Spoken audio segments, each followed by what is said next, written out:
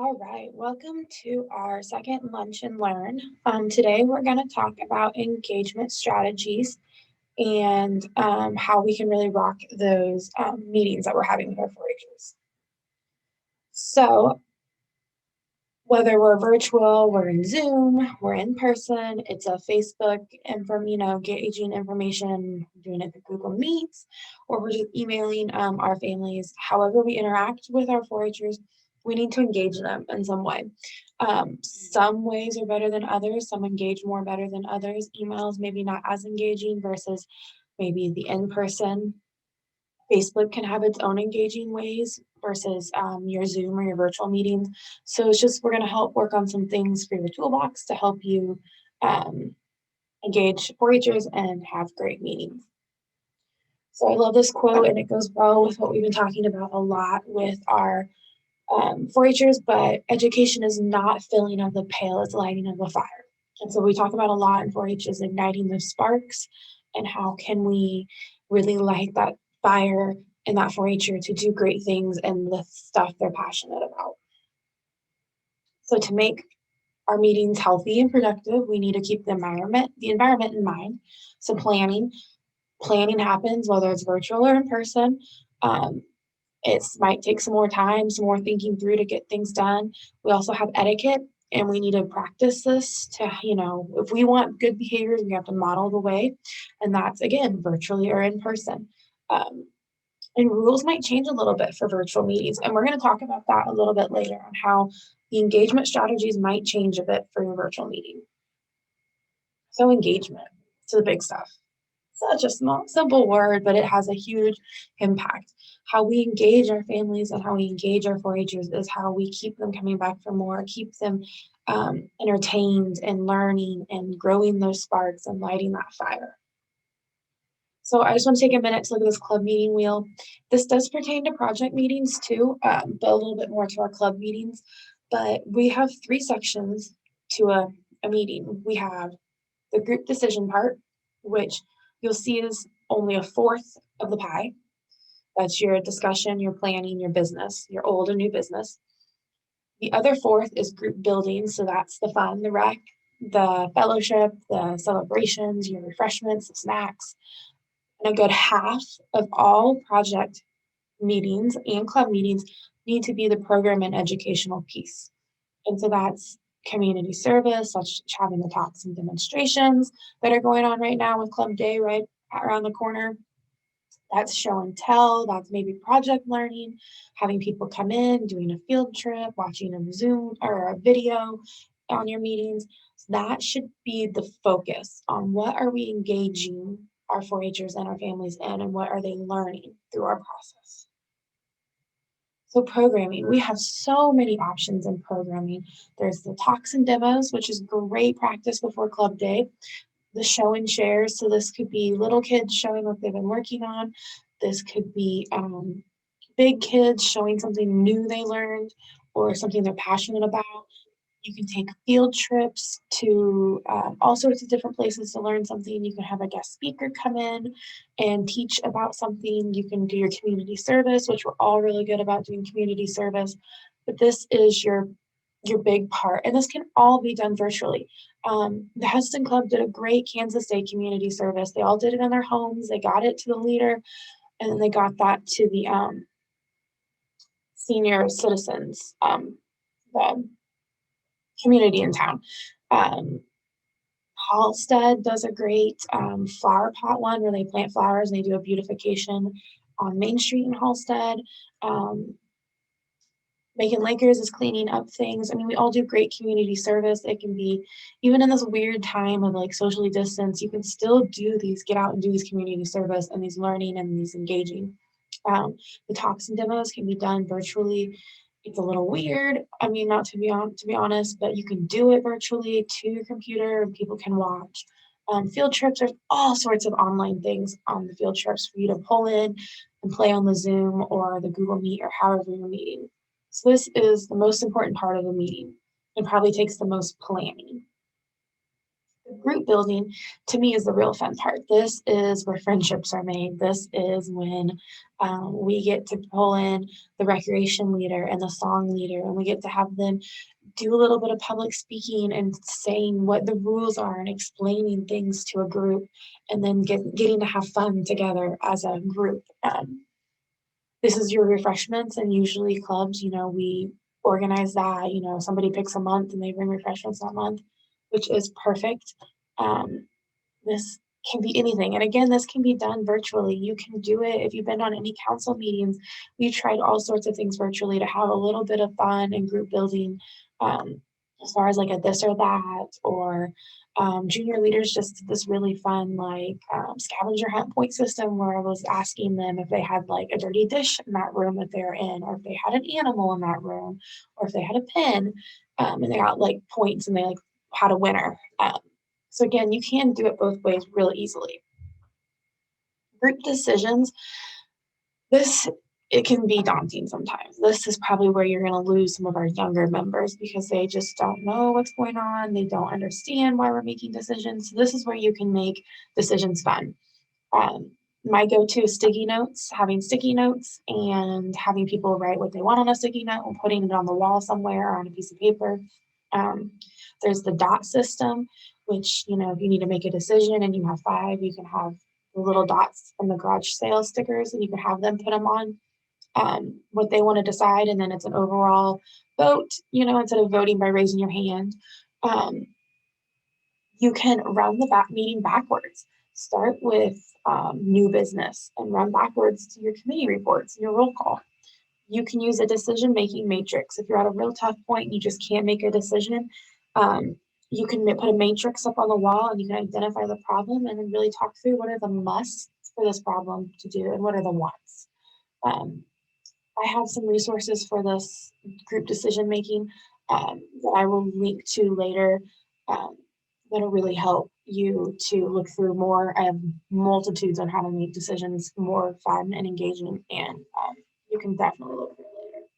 The fist to five is you hold up a hand, and five means I totally agree.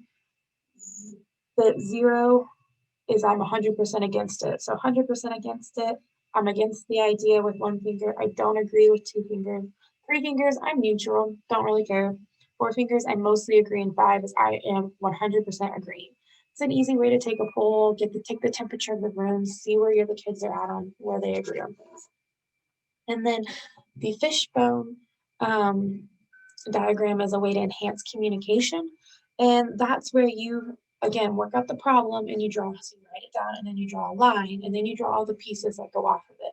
So if you had, you were trying to decide like what community service to do, you could write, different community service. And then you could write, okay, I want to help the child care center. So you'd write down all the things you need to do for the child care center. Maybe the other one is a food drive, all the things you need to do for a food drive.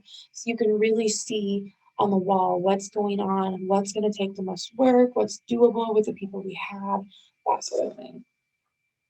Um, so there's all sorts of things. Like I said, I have a link that'll link to all of this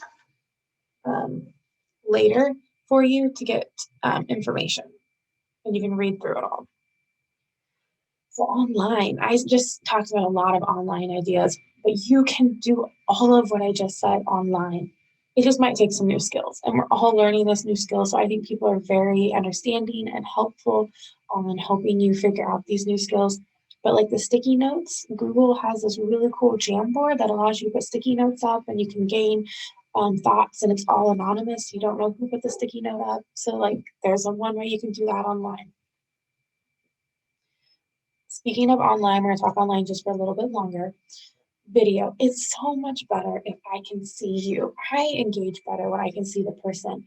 Think about it, when I'm in person and I'm giving a presentation or I'm teaching somebody something, if I can see their face, I can see if they're reacting to it, and I can tell then if they're getting what I'm saying, they're not getting what I'm saying, they're over what I'm saying, they're distracted, they're on their phone.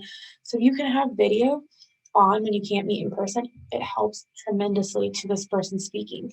It also helps, again, for the engagement factor. Also keeping in mind that there are connection issues and,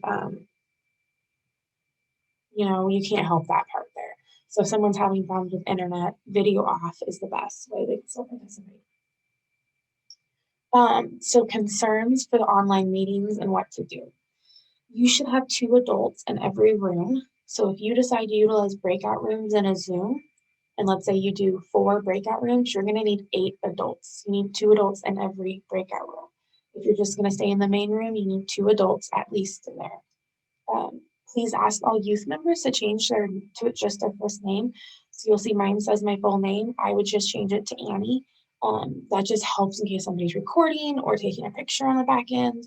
Helps that. And then if you want to take a picture, just ask before you take it so people have the chance to turn off their camera if they want to. Um, I really love seeing all the pictures of our Zoom meetings of our clubs that we're meeting throughout our weird time where we couldn't meet. It was really wonderful that we were still able to engage with our families and our colleagues. Some other things to keep in mind for like in-person meetings is how you set up the room. Um, it can make or break a meeting. So there's the classroom shape, which is literally what you think. There's somebody at the front and then there's chairs behind them. Um, this is very puts a leader in charge. That's great, but also it's a negative. It doesn't really allow for discussion or group building activities. There's a U shape. So again, the leader's at the top of the U, and then everyone sits in a U. It leads to more discussion and group building, but still it identifies that leader. So if that's what you're looking for, that's great. There's a circle. It's harder to set a leader, and it's more of a discussion to have a discussion and really think about things.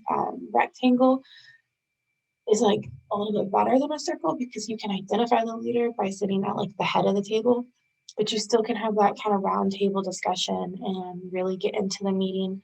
For your virtual cameras on, make or break a meeting. They really help with the engagement. You can have fun Zoom backgrounds. So instead of seeing my office, I can put a fun Zoom background on here and it could, really help with engagement. And then breakout rooms, you can easily utilize these, ask 2 or 3 questions and then send them to a breakout room to discuss and then have them come back and we'll discuss as a group. Breakout rooms, I think, are underutilized and are really, really important, I think, for engagement. Some other resources. So I just wanted to go over a few things. We have Google Drive. So Google Docs has so many options. Most people know how to use them, but it allows you to work in real time. So you can just put the link in the chat and then everyone can work on it at the same time. And then there's also this thing called Jamboard on there where it's like sticky notes and you can use it to create ideas. So our junior leaders used it to plan our day camp theme this year. And basically I had them put themes up on the Jamboard and I didn't know who was putting them up. And then we could kind of group the stickies together that were similar, like underwater and pirate, kind of that water theme, group it together. And then we could take a vote on it, on which ones we wanted. So Google Drive is a real good resource to work in real time. Club Corner is wonderful for our club leaders. It's help enhance your knowledge, your skills, and your meetings. Clover Classroom is great for all leaders. It's self-paced learning on projects. It's great for our project leaders to use on a one-on-one setting. It's great for us to send them to kids if they want to learn something new. It's real world application. They're great, so check those out. Facebook, most of us have a Facebook group or a page for our clubs.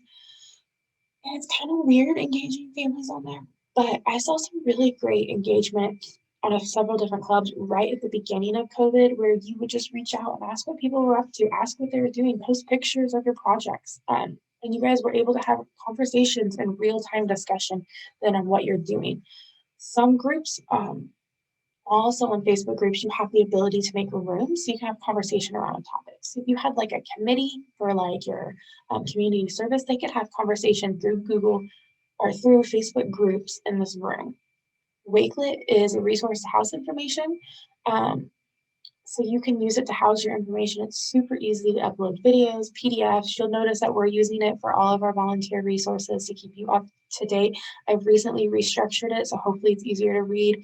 And then lately, the newest thing we're using it for is the fair paperwork. So anything that needs a piece of paper or a document to be attached with it, we have a Wakelet for the fair stuff. And then let's utilize our youth. Sometimes they just need that little nudge and they can really go far. And Honestly, they know more about technology and cool new things than I do. So let's utilize them a little bit more and see what ideas they have and how they can engage. And sometimes when you just give them a little nudge, that's all you needed to get that kid the excitement and the spark they needed to really get your club meeting going. If there's any questions or clarifications, please feel free to reach out to me through email or phone. This was just a brief highlight of some engagement strategies and things to think about when you're having your meetings. But it's very important to engage your families and our 4-Hers so they keep coming back for more. They keep wanting to learn and grow those sparks to practice and experience it in their future as they're older. Um, Next month's Lunch and Learn will be about asking powerful questions. So we'll go over asking questions in many different ways throughout all parts of the meeting, which is wonderful. So please stay tuned for that one later in March. Thanks.